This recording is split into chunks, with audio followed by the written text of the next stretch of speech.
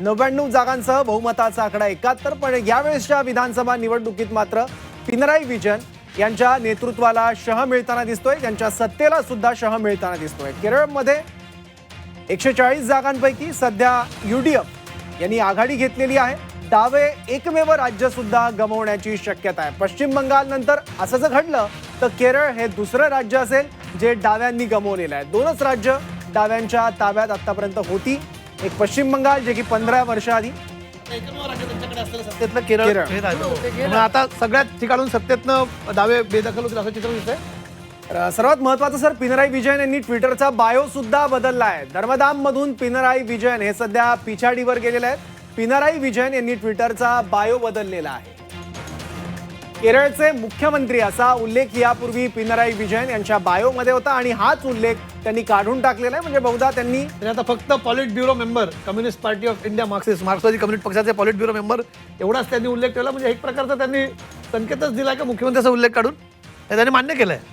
तुम्हाला सांगू का, आजच्या कालच त्यांनी हे टाकलेलं होतं. अच्छा, हा, हे काल बदललंय त्यांचा. त्यांना कल्पना असावी याबाबत. दुसरी गोष्ट अशी आहे की हा सगळा कॅम्पेन होता त्या विजयन यांच्या स्वतःच्या प्रतिमेवरती, स्वतःच्या इमेजवरती असा होता. अशा प्रकारे साधारणतः कम्युनिस्ट पक्षाचं काम चालत नाही, पण यावेळेचा त्यांचा प्रचार पूर्णपणे त्यांच्यावरती फोकस केलेला होता. दुसरी गोष्ट, या प्रचाराचं वैशिष्ट्य म्हणजे असा आरोप काँग्रेसने केला होता की भारतीय जनता पक्ष आणि विजयन यांचा आतून साठगाठ आहे, असा आरोप तिथनं करण्यात आलेला होता. कारण भाजप हा तिथे दुय्यम प्लेयर आहे. ज्या प्रकारे विजयन आणि आत्ता मगाशी उल्लेख झाला की विजयन आणि भाजप यांचे काय हे आहे का, तशा प्रकारचा तिथे आरोप झाला होता.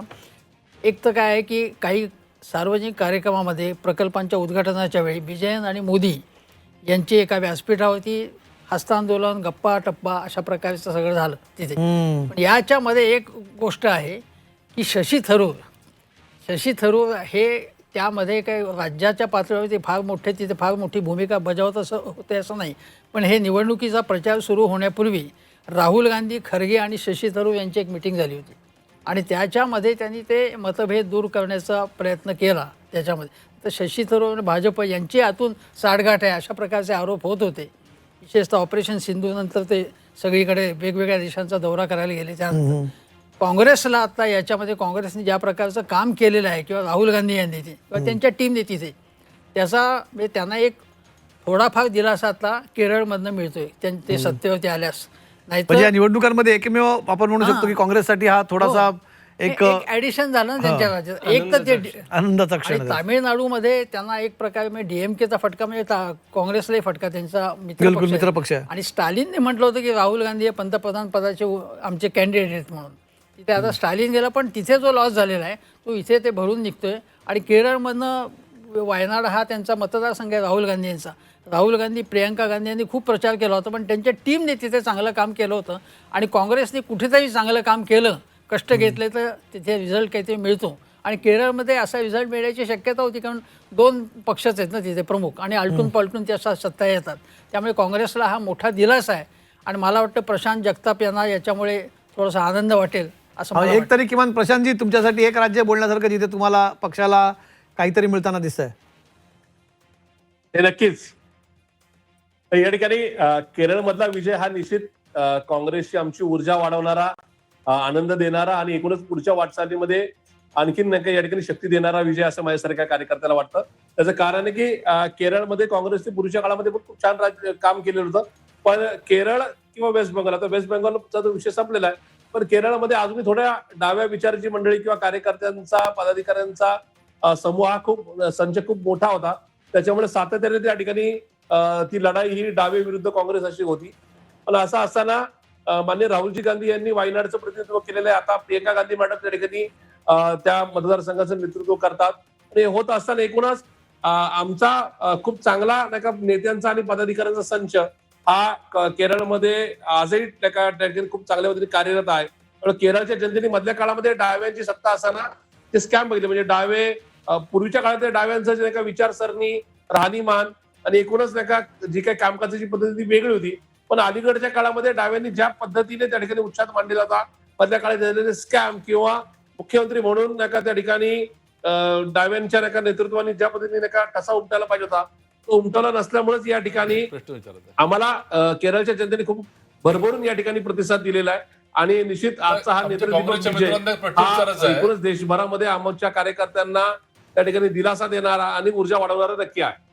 मला एक प्रश्न विचारायचा आहे काँग्रेसच्या प्रवक्त्यांना की केरळमध्ये ईव्हीएम मशीन होते की बॅलेट पेपर होते?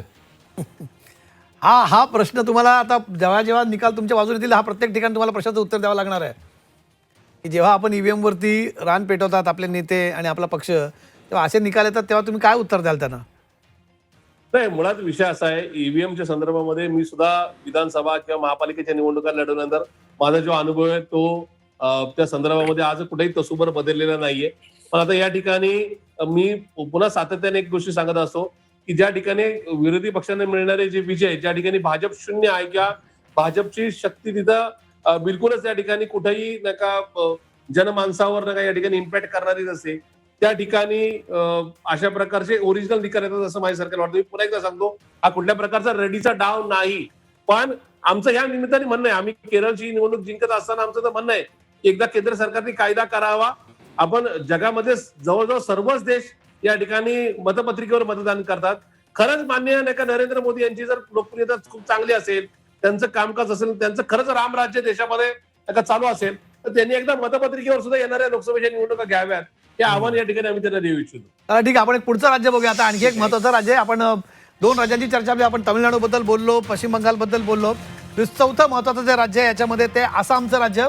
आसाममध्ये सुद्धा भारतीय जनता पक्ष तिथे एकतर्फीच आघाडी घेताना आपल्याला दिसतोय. आसामचे काय कल आहेत आपल्याकडे सध्या, सौरभ? आसाममध्ये भाजपची शतकाच्या दिशेनं वाटचाल सुरू आहे. 126 विधानसभेच्या जागा आहेत आसाममध्ये. 64 हा बहुमताचा आकडा आहे आणि तिथे भाजपने 97 जागांवर सध्या आघाडी घेतलेली आहे. हेमंत बिस्वा शर्मा यांच्या नेतृत्वात भाजप सत्तेची हॅट्रिक आसाममध्ये करताना दिसतोय.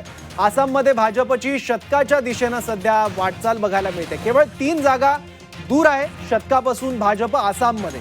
त्यामुळे आसाममध्ये मोठा विजय भाजपला मिळताना दिसतोय. आणि एक आणखी महत्वाचं म्हणजे विजयाचा जल्लोष भाजपने सुरू केलेला आहे. भाजप विजयाचा जल्लोष करणार आहे. भाजप मुख्यालयात हा विजय साजरा केला जाणार आहे. पंतप्रधान मोदी या जल्लोषात सहभागी होणार आहेत. संध्याकाळी 6:30 वाजता कार्यकर्त्यांना पंतप्रधान मोदी संबोधित करणार आहे. आसाममध्ये मोठा विजय भाजपला मिळालेला आहे. तर दुसरीकडे पश्चिम बंगालमध्ये सुद्धा भाजपने बहुमताचा आकडा ओलांडलेला आहे. जे सुरुवातीचे कल आहेत त्यानुसार सुद्धा सकाळपासून भाजपने आघाडी घेतलेली होती. कधी तृणमूलने आघाडी घेतली, पण त्यानंतर आता भाजप 160च्या वर जाऊन स्थिरावलाय. पश्चिम बंगालमध्ये 165 जागांवर सध्या भाजप उमेदवारांनी आघाडी घेतलेली आहे. त्यामुळे पश्चिम बंगाल सुद्धा भाजप जिंकण्याची शक्यता आहे. त्यापाठोपाठ आसाम आणि पुदुचेरीमध्ये सुद्धा भाजपचा विजय झालाय. त्यामुळे आता विजय हा जल्लोष भाजपकडून साजरा केला जाणार आहे मुख्यालयात दिल्लीच्या.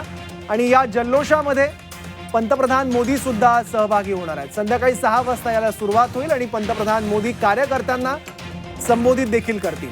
तर आसामची आकडेवारी आपण बघतोय. 126 जागांच्या विधानसभा असलेल्या आसाममध्ये 97 जागांवर भाजपने आघाडी घेतलेली आहे. आणि त्यामुळे भाजपने आता आसाममध्ये 100 जागांच्या दिशेनं वाटचाल सुरू केलेली आहे. चहाचे मळे हे खास वैशिष्ट्य आहे आसामचं. आणि तिथल्या राजकारणावर देखील चहाच्या मळ्यांचा फार प्रभाव आहे. कारण यात काम करणारा एक वर्ग मोठा आहे. ती एक अल्टरनेट इकॉनॉमी आहे आसाममध्ये. त्यामुळे भाजपने आसाममध्ये आता 97 जागांवर आघाडी घेतली आहे. काँग्रेसने 27 जागांवर. गौरव गोगोई हे काँग्रेसचा चेहरा आहेत आसाममध्ये. तर हिमंता बिस्वा शर्मा जे आसामचे मुख्यमंत्री आहेत ते भाजपचा चेहरा आहे. तर विजयाचा जल्लोष म्हणून मिरवणुका काढू नका असं आवाहन सुनेत्रा पवार यांनी कार्यकर्त्यांना केलेलं आहे. गुलाल उधळू नका, संयम राखा असं आवाहन सुनेत्रा पवार यांनी केलंय. दादांच्या विचारांना साधेसं वर्तन करूयात असं आवाहन देखील सुनेत्रा पवार यांनी कार्यकर्त्यांना पदाधिकाऱ्यांना केलेलं आहे. कारण सुनेत्रा पवार यांची देखील विजयाच्या दिशेनं वाटचाल सुरू आहे. 50,000हून अधिक मतांची लीड सध्या त्यांनी घेतलेली आहे. 50,000हून अधिक मतांनी त्या आघाडीवर. एकूण मतं 70,000 इतकी आहेत. त्यामुळे जवळपास सुनेत्रा पवारांचा विजय निश्चित आहे. फक्त औपचारिकता त्याची बाकी आहे. तर विजयाचा जल्लोष म्हणून मिरवणुका काढू नका, सुनेत्रा पवार यांनी कार्यकर्त्यांना हे आवाहन केलेलं आहे. अजित पवार यांच्या पश्चात होणारी बारामतीतली ही पहिलीच निवडणूक आहे. त्यांच्या दुर्दैवी अपघातानंतर सुनेत्रा पवार यांनी या पोटनिवडणुकीतून त्या निवडणुकीला उभं राहिल्या.